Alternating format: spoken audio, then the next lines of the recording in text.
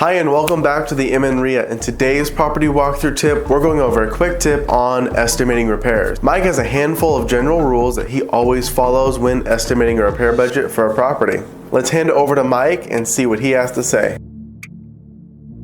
So interior, obviously the kitchen was right there. We'd end up gutting the kitchen.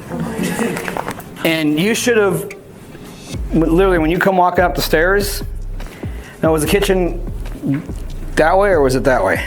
Based on the picture. Sink is under the window. Window behind. The range is on the right. Yeah, so you'd have seen the kitchen as you're walking up here. Oh, yeah. Before you even got to where Devin is standing right now, Devin with the camera, you should have already known whether you're going to replace it or not.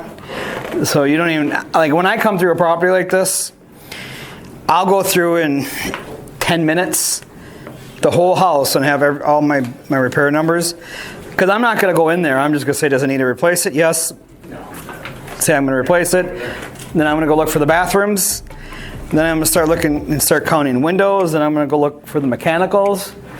And the mechanicals are the biggest expenses inside, that are iffy. So flooring always has to get done, and paint always has to get done. I've never seen a house that didn't need it.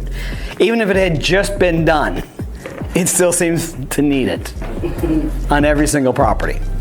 All right, so interior.